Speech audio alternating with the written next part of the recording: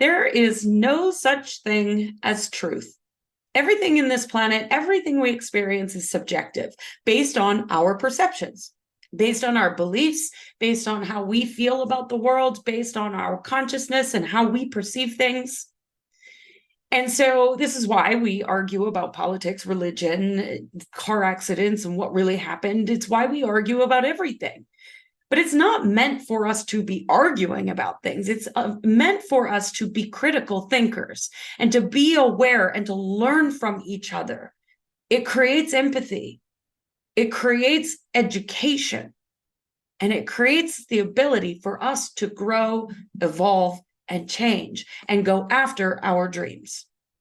So, for example, if you were raised to believe that you needed a 9 to 5, you need to hustle and grind, you need to work, work, work, work, work, and the harder you work, the more money you'll make, then that is probably your default pattern and what you will believe.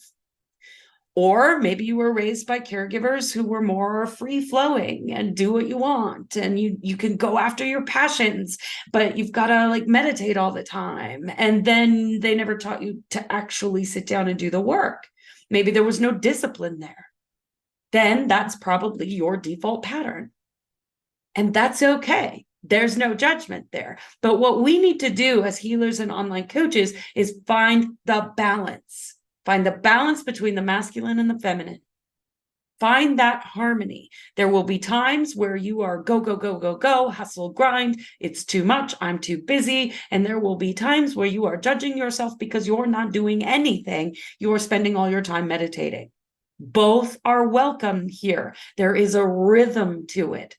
It's not about walking this line of balance day in and day out. It's about finding the rhythm to your business so that you know when it's time to take action, you know when it's time to pause.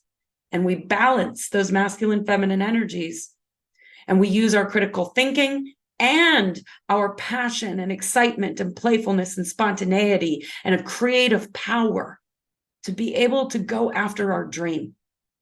So whatever your dream is, whatever your patterns are, I invite you to join me in this episode to find out a little bit more about how to balance the two and find your own rhythm.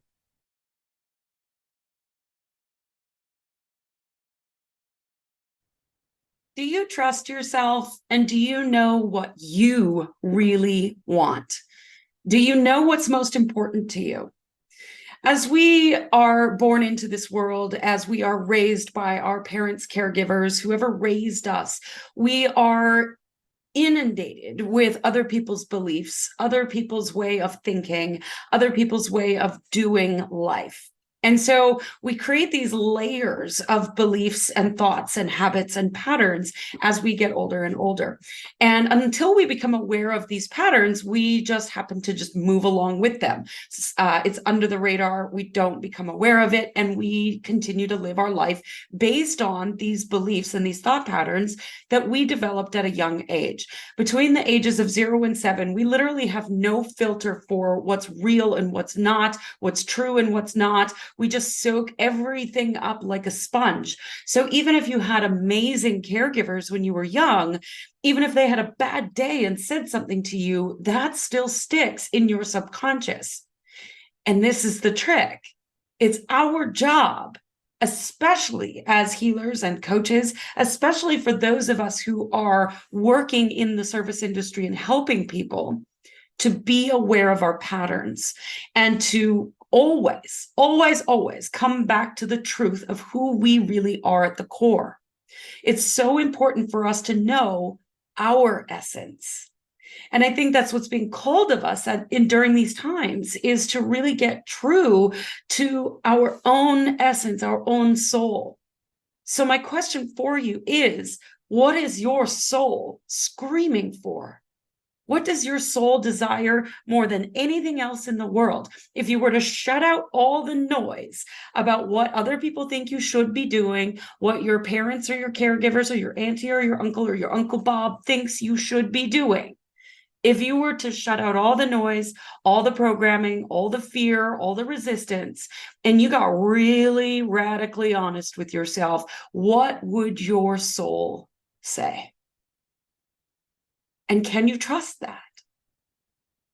Whatever it is, if you ask yourself of the core foundation of your soul and your truth says, I want to go build this business. I want to put my offers out there. I want to be more visible. I want to help 10,000 people. I want to help 5 people, whatever it is. Can you trust that? Because your soul is screaming for it. But because of our programming and our overthinking and all of our thoughts and beliefs about how life should be, how we should be acting, how we should be behaving, that it's not okay to put ourselves out there and be weird. People might judge us. People might say mean things about us, right? And so we stop ourselves. We hold our soul back from its true expression. So I want to know, let me know, message me, email me, DM me, send me a homing pigeon. I want to know what is most important to you and what is your soul craving in its expression in this material playground. When we get really clear on what it is that we want, what our soul is really craving in its expression here in this planet, a lot of times what comes up is fear, resistance, doubt, insecurity. And what do? Our little monkey mind, what I like to label as their little 5-year-old up in our head, loves to try to control the outcome. If I want to build an online business and create sustainable revenue by sharing my gifts and helping people, then I've got to figure it all out. I've got to figure out how to do a website and marketing and sales and figure out how to put an offer together. And I need to know all the answers, and I need to do all these free courses and try to figure it all out, reverse engineer it, make a to-do list of 52 million things. And then now I'm overwhelmed and now I won't do it because it's too much work. I'd rather be in my garden and meditate, watching butterflies, right? If this sounds familiar, I get it. I've been there. I used to be the get shit done girl. I was known as that. My business was actually called that, registered with the government, get shit done, the manager of creative genius. I was really good at putting the systems together, the project management, helping you understand this needs to be done here, this needs to be done then. You need to have all these moving pieces. I understand all of that. And I also understand the feminine side of it, of meditating in the garden and watching butterflies and being intuitive and following the nudges. And we've got to have both. It's so important that we balance those two energies out. You cannot control everything. Your 5-year-old little monkey mind does not know the answers. If it already knew the answers, you'd already have what you want. Your soul is wanting expression in some way in this material 3D playground that we get to live in. And if you already knew how to express that, you would already know the answers. It is not your job to know all the answers.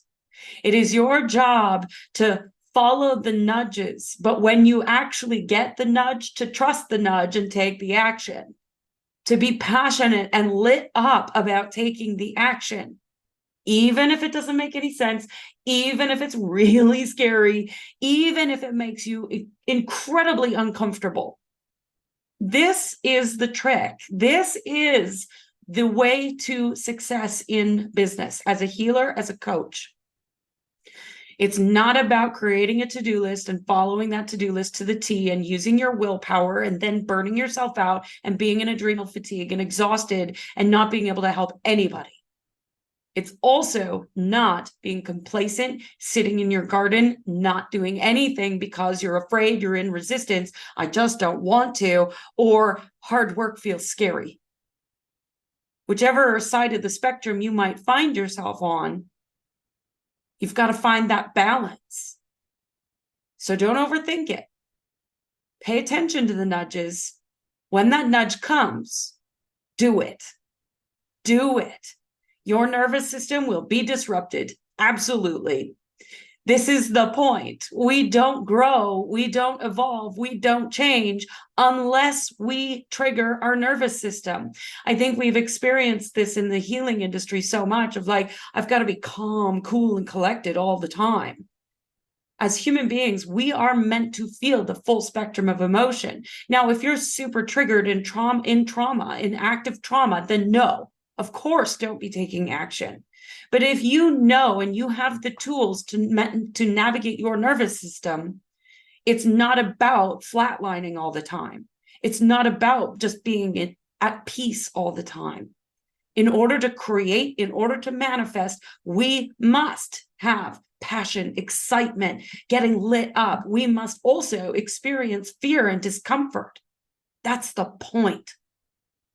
So if you're worried about your nervous system being disrupted in this balance of masculine feminine, if you're somebody who has been burnt out in the past and experienced adrenal fatigue, I've been there, you can balance the two. It's a fine line. There will be times when you are insanely busy, and there will be times where you are slower than is comfortable. It's not all one or the other.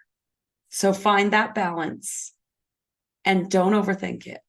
Just take action. If you find yourself overthinking or trying to control the outcome, or worried that you're going to burn out, or worried that you can't handle all the work that's coming your way, there's an invitation to transmute that energy. When these energies come in of deep fear, insecurity, doubt, anxiety, the universe isn't saying you're doing it all wrong. The universe isn't saying shut it down, stop. The universe is actually showing you the pathway through to what you want. And here's the trick. Human beings have the ability to choose their experience. This is where free will comes in.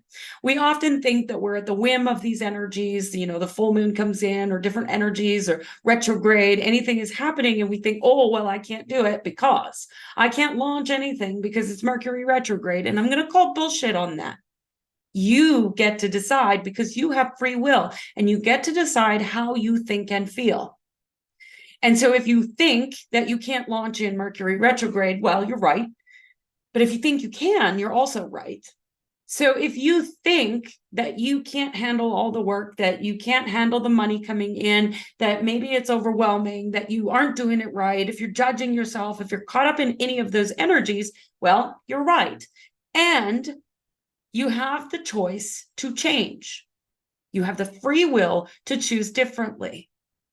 And this is where the passion, the spontaneity, the playfulness can come in to help you transmute those energies. It's not about trying to force yourself to do the work, even when you feel all that discomfort. You're not supposed to do that. Don't try to force your way through. When you feel the anxiety and the doubt and the stress and the fear and all this stuff coming up, go move the energy. Burn it down, transmute it into something else. Just like when a caterpillar goes into its cocoon, it literally becomes goo. That's what we can do within our own energy field with all the doubts and insecurities and fears. We don't just force our way through it. Our nervous systems won't be able to handle that. But if we acknowledge and recognize, oh, I am experiencing a moment of this, and I am willing to choose differently, and we sit for a moment in that expression of that emotion without judgment, just allowing it to be, acknowledging it, then it will move through and it will burn into something else. And so you can maybe dance around the living room and shake all that off, or maybe paint or draw or write or cook an amazing meal or go for a walk, play with the dog, play with the cat, do something to shift the energy instead of wallowing in it, sitting in it, or allowing the anxiety to take over. You are not at the whim of your thoughts or your feelings. You get to decide them. So will you decide to use these energies to create the thing that your soul is screaming for, or will you allow fear to control you? That's up to you. I hope you will choose your dream. I hope you will trust yourself and the universe enough to choose to leap into the unknown, to choose to let go of the overthinking. And sometimes you might have to choose 150 times a day. That's okay too. But are you willing? Will you choose your dream over your fear?